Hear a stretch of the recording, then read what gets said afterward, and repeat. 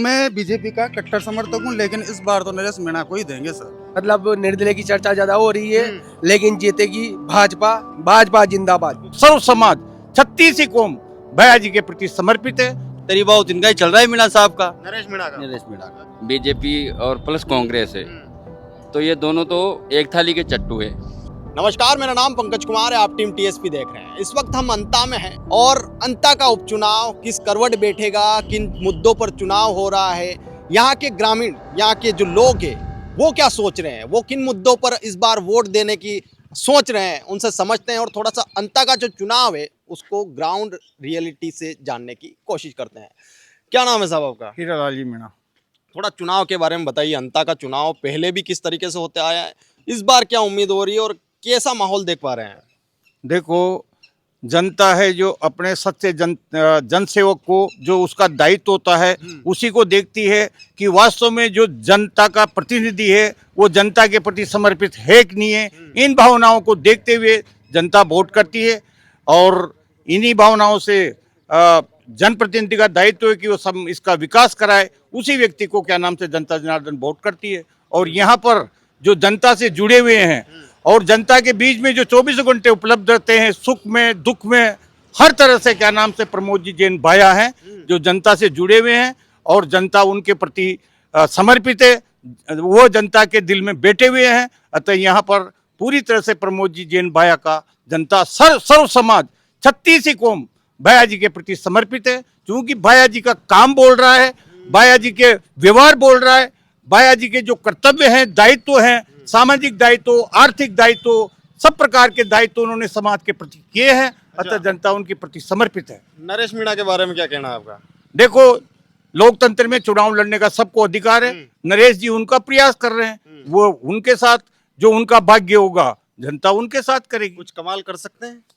देखो क्या नाम से यहाँ तो ज्यादातर क्या नाम से जनता है जो समाज से जुड़ा हुआ है, जो धरातल से जुड़ा हुआ है, उसके प्रति जनता का झुकाव है। और वैसे लोकतंत्र है, लोकतंत्र में सबका अधिकार है। आपको क्या लगता है साहब, इस बार का जो चुनाव है ये जो बता रहे हैं कि प्रमोद जैन भाया की तरफ पलड़ा भारी रह सकता है, ऐसा लग रहा है क्या कुछ? देखो, अगर अपन चुनाव को देखें और पिछला बैकग्राउंड की बात करते हैं तो भैया जी के मुकाबले नहीं। क्योंकि भैया जी ने शुरू से ही धरातल पे काम किया है, लोगों से जुड़े हुए रहे हैं और लोगों की मदद की है और विकास में कोई कसर नहीं छोड़ी उन्होंने। क्योंकि वो अपने क्षेत्र के हैं कि बाहर के लोगों को इतना ये है नहीं, क्योंकि यहाँ से 2 बार पहले मीणा जीत चुके हैं, कोई फायदा नहीं हुआ है। और जो शुरू से करते आ रहे हैं वो भैया जी ने किया है और का यहाँ पे है नहीं इतना माहौल। अच्छा, सोशल मीडिया पर तो नरेश मीणा का माहौल थोड़ा बाहर की तरफ दिखाई सोशल देता है मीडिया ना? पे आपका काम है दिखाने का, आप तो दिखाओगे, बाकी जो यहाँ का है लोगों की जो राय है वो राय तो अंतरात्मा से वही बोलती है। वही समझने की कोशिश कर रहे हैं कि यहाँ के लोगों की राय क्या है। सोशल मीडिया पर तो चलिए एक अलग दुनिया भी हो जाती है, एक अलग दुनिया हो जाती है ना। सोशल मीडिया का तो काम है। तो देखो, इनका कहना है कि वो बड़ा चढ़ा के दिखाया जाता है। आपकी क्या राय है वो बताइए। सब बढ़िया है अपने लिए, तो सब बढ़िया है। सब बढ़िया। जो जीता अपना है हाँ। भाई, देखो हीरालाल वो क्या नाम है अपना नरेश भाई है, वो भी जीता तो बढ़िया अच्छा है। भैया जी जीता वो भी बढ़िया अच्छा है। कोई भी जीते कोई फर्क नहीं पड़ता। हाँ, नहीं पड़ता कुछ हमारे तो विश्लेषण किया होगा आपने कि क्या हो सकता है। थोड़ा आपके देखो, भी विश्लेषणात्मक सोच इनका ही बताइए। चल रहा है मीणा साहब का ही, थोड़ा बहुत इनका ही चल रहा है मीणा साहब का। नरेश मीणा का। नरेश मीणा का अच्छा, वो क्यों चल रहा है, क्यों लग रहा है सर, देखो मीणा समाज ज्यादा है तो उनका ही देखो बैकग्राउंड ज्यादा चल रहा है। अभी सब युवा है जो उनके साथ चल रहे हैं। अंता में मीणा समाज ज्यादा है, ज्यादा है सर, सबसे ज्यादा। ज्यादा है सर। अच्छा, आप बताइए, आप तो दुकानदार हैं, तरह तरह के लोग यहाँ आते रहते होंगे, तरह तरह की बातें करते होंगे। आपका व्यू जानेंगे, उससे पहले लोग क्या बात कर रहे हैं वो बताइए। सर जी, सबके पहले ही बात यही है कि यहाँ से मतलब निर्दलीय की चर्चा ज्यादा हो रही है, लेकिन जीतेगी भाजपा और भाजपा हमेशा जीतती आई और जीतती रहेगी। मतलब निर्दलीय की चर्चा आपकी दुकान पे हो रही है, लेकिन आपका मन कह रहा है मेरा मन कह रहा है भाजपा जीतेगी, क्योंकि देश सुरक्षित है भाजपा की वजह से है, न किसी की वजह से, और हमेशा जीतती है और जीतती रहेगी भाजपा। भाजपा जिंदाबाद। भाजपा जिंदाबाद। और मोरपाल जी जिंदाबाद। अलग अलग विचारधाराओं के लोग हैं साहब। इन्होंने बोल दिया मोरपाल जी जीतेंगे, आप बोल रहे हैं कि आपके जो कैंडिडेट है कांग्रेस वाले वही जीतेंगे, और नरेश मीणा जी वाले भी हैं। तो तीनों ही मतलब यहाँ पर दिखाई दे रहे हैं लोग। देखो, जो धरातल से जुड़ा हुआ है ना उसी का बल ज्यादा है। धरातल से कैसे जुड़े हुए हो ये बताइए थोड़ा मेरे को। देखो, हर आदमी के सुख में दुख में वो 24 घंटे व्यक्तियों के काम आता है। जब भी आदमी उसके पास जाते हैं सुख दुख लेकर के, तो खाली हाथ नहीं आता, उनकी सुनवाई जरूर करते हैं वो। आप कहाँ से हैं साहब? जी पलसवा से। मतलब इसी विधानसभा से हैं? जी हाँ। तो ये जो बोल रहे हैं वो सही बात है, आते हैं दुख सुख में जी काम? बिल्कुल बिल्कुल। आपका कभी काम पड़ा है व्यक्तिगत रूप जी से? पढ़ा था। क्या काम पड़ा था? जी कोई भर्ती था जो इमरजेंसी में था, तो कोटा, तो हमने फोन किया तो खटाक से हमारी सुनवाई हुई वहाँ पे। सुनवाई हो गई, मतलब बातचीत हुई आपकी और हाँ। प्रमोद जैन भाया की? जी बिल्कुल। अच्छा अच्छा। तो माहौल उनकी तरफ पलड़ा भारी रह सकता हाँ, है? पलड़ा बहुत भारी है।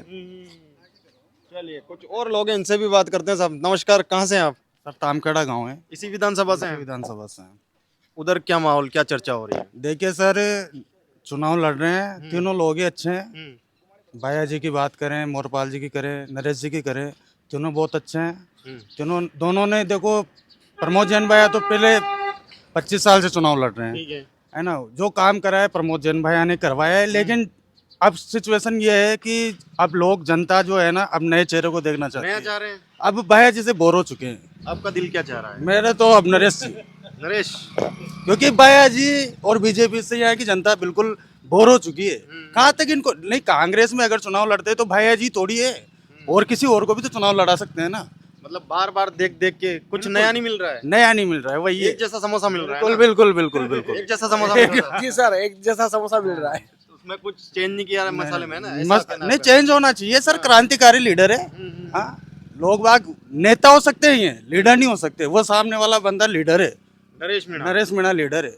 वो जब गरीबों के लिए वहाँ पे जाके पिपलौदी में जाके 15 दिन तक भूखा रहा है, उसके बच्चे बच्ची थोड़ी थे सर वहाँ पे। हाँ, भैया जी भी गए थे, वसुंधरा जी भी थी, चाहते थे 1-1, 2-2 लाख, 5-5 लाख वो भी दे सकते थे। उनको, इनके पास पैसों की कमी है क्या? हाँ, बंदे ने वहाँ अनशन किया, 1 करोड़ के समथिंग पैसा इकट्ठा किया, गरीबों को दिया, तो ये कम बात नहीं है। इससे पता लगता है सर कि वो वास्तव में गरीबों से जुड़ा हुआ है। अच्छा, ये फैक्टर जो आप बता रहे हैं ना, ये चीजें भी काम करेगी चुनाव में? बिल्कुल करेगी सर, युवा बिल्कुल उसके साथ है। आप खुद मीडिया वाले हो, आप गांव-गांव जा रहे हो, आपको सब पता है। आप मेरा व्यू ले रहे हो, लेकिन आपको सब पता है कि युवा किसके साथ है। नहीं, वो पता सब है, लेकिन लोगों को भी बताना जरूरी है कि क्या हो रहा है ना? बिल्कुल Ground reality क्या है? मैं तो अंता विधानसभा के सभी युवाओं से, सभी मतलब मेरे मिलने वालों से यही अपील करता हूँ कि नरेश मीणा को ज्यादा से ज्यादा वोट दें और अधिक से अधिक वोटों से विजय बनाएं। Thank you sir. क्या नाम साहब आपका? मुकेश, मुकेश जी, इसी विधानसभा से हैं? इसी विधानसभा से। पहले का माहौल और इस बार का चुनाव का माहौल कुछ डिफरेंस है यार? वैसा ही है जैसा चलता आया है? पहले के मेरा अभी के में बहुत डिफरेंस है, क्या डिफरेंस है वो थोड़ा बताइए। क्योंकि ये क्रांतिकारी नेता है कौन? नरेश मीणा। अच्छा, नरेश मीणा। हाँ, क्रांतिकारी, गरीबों के हित में काम करता है। अच्छा। और ये जो बीजेपी और प्लस कांग्रेस है, तो ये दोनों तो एक थाली के चट्टू है।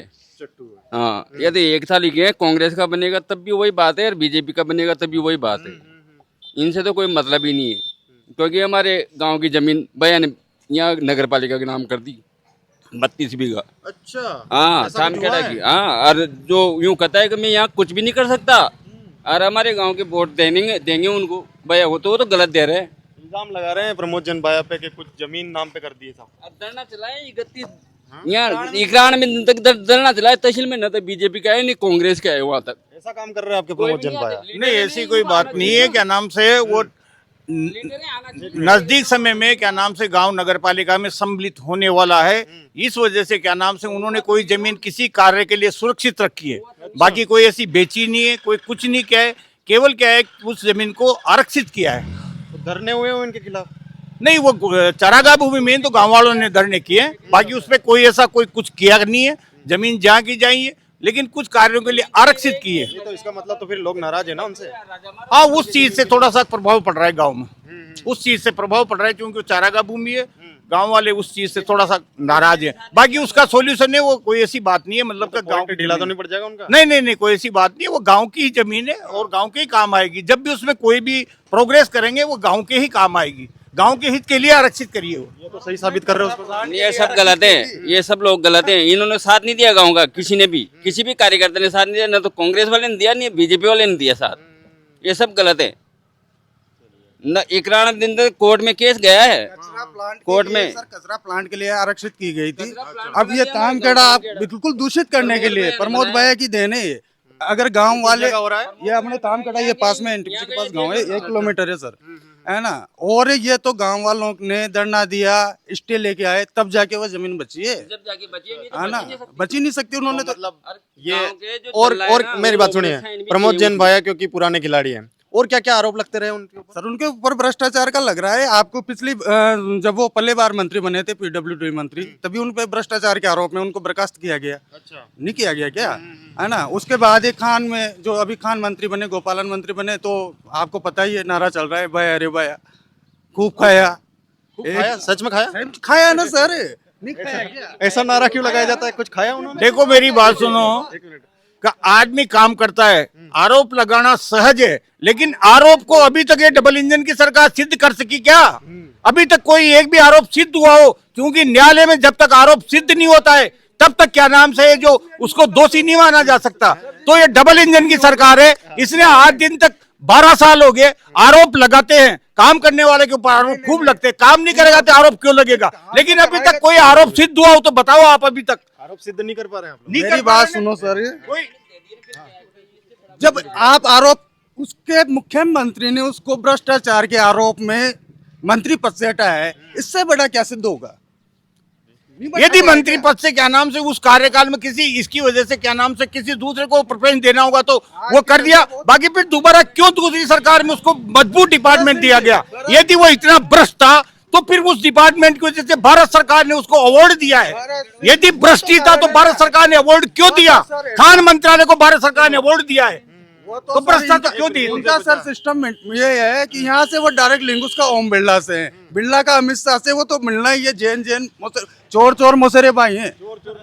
मैं तो बता रहा हूँ, बीजेपी की नहीं कह रहा मैं कांग्रेस बीजेपी दोनों की कह रहा हूँ। कौन नहीं कहता सर? अब नरेश तो पहली बार है, उसको एक बार मौका देना चाहिए जनता को। अच्छा, नया आदमी है, उसको एक बार मौका देना चाहिए। हाँ, क्या बता रहे हो? ये बता रहे हैं ना जो ये भरत सिंह जी ने गंजी घड़वाई, गंजी, ये तो कांग्रेस के थे ना उस समय। बयान उनकी बात नहीं मान के वो भ्रष्टाचार के चक्कर में, खनन के मामले में उन्होंने गंजी घड़वाई, वो मतलब क्या मरी हुआ था? गए। एक बार वो थोड़ा बताइए, हमको थोड़ा उसके बारे में आइडिया नहीं है। एक बार वो थोड़ा सा प्रकरण बताइए, क्या हुआ था? ये खान की झूपड़ा गांव है सर, इसमें अवैध खनन कर करके भाया और भाया के जो दलाल हैं, उनके गुंडे हैं, उन्होंने अवैध खनन कर करके पूरा गांव खत्म कर दिया है सर। इस अब जो भरत सिंह जी है ना, उसी गांव में उनकी पंचायत वहीं है, तो वो एक सीनियर लीडर है कांग्रेस के, और यहाँ के आम जनता के बहुत अच्छे लीडर हैं। तो उन्होंने बिल्कुल इसके ऊपर आरोप लगा के गंजी करवा ली सर। उसकी कोई किसी ने नहीं सुने ना, तो गंजी करवा ली उस बंदे ने, और सदमे में उसको मरना पड़ा है अभी, हाँ ना। तो तमाम तरीके की नई नई चीजें पता चल रही है, कुछ आरोप भी लगाए जा रहे हैं, कुछ नई चीजें समझ आ रही है, और ग्राउंड रिपोर्ट जो है वो मसालेदार होती जा रही है धीरे धीरे। कुछ बीजेपी के समर्थक है, कुछ कांग्रेस के समर्थक है, कुछ नरेश मीणा के समर्थक। आप? मैं बीजेपी का आदमी, कट्टर बीजेपी का। मेरे नाना जी विधायक रहे हैं बीजेपी से, मेरे मामा जी अंता प्रधान रहे हैं, उप जिला प्रमुख रहे हैं, मेरा चाचा सरपंच रहा है यहाँ से। तो मैं बीजेपी का कट्टर समर्थक हूँ, लेकिन इस बार तो नरेश मीणा को ही देंगे सर, और देंगे नहीं, फुल दिलाएंगे वोट। ये मन परिवर्तन कैसे हो गया? सर मन परिवर्तन होना ही पड़ेगा ना। ऐसा सुना है कि बीजेपी वालों का आसानी से मन परिवर्तन नहीं होता है। नहीं होता है, लेकिन सर एक्चुअल में बात क्या है, ठीक है बीजेपी वालों ने काम, अभी प्रभुलाल सैनी आए, उन्होंने विकास पुरुष है सर प्रभुलाल सैनी, उसने बहुत काम करा है। आज मोहरपाल जी आए, अब मोहरपाल जी को कोई जानता नहीं है, बिल्कुल सीधे हैं। अब इन दो धुरंधरों के बीच में वो गरीब आदमी फंसा दिया बेचारा। तो इसलिए वोट नहीं देंगे आप? नहीं, वोट किसको दे आप बताओ ना, तीनों से बेस्ट कौन है? आप तीनों को खड़ा कर लो। तो मतलब आप पार्टी से ऊपर बेस्ट कैंडिडेट को रख रहे हैं। अपन जैसे ऊपर देश को मोदी चाहिए ना, वैसे यहाँ पे भगत सिंह चाहिए अंता की धरती पे। तो मोरपाल सुमन जी आपको लगता है कि सही कैंडिडेट नहीं बीजेपी के लिए? कैंडिडेट सही है, लेकिन वह अंता विधानसभा में वह काम नहीं करा सकते जो नरेश मीणा करा सकते हैं। चलिए, तो देखिए, कुछ लोग हैं जो पार्टी से ऊपर व्यक्ति को रख रहे हैं, कुछ लोग हैं जो अपनी पार्टी के साथ ही चले हुए हैं, और अलग अलग प्रतिक्रिया है। और ये डिबेट और भी मसालेदार होती जाएगी जैसे जैसे दिन गुजरेंगे, जैसे जैसे समय गुजरेगा, और हम कोशिश करेंगे कि अंता उपचुनाव की जो डिटेल ग्राउंड रिपोर्ट है वो आप तक पहुंचाने की कोशिश करके आपको भी देखने में मजा आए, मुझे भी दिखाने में मजा आएगा, ऐसा कोशिश करेंगे। इस वक्त मैं अंता में हूं, मेरा नाम पंकज कुमार है, आप टीम टीएसपी देख रहे हैं। धन्यवाद।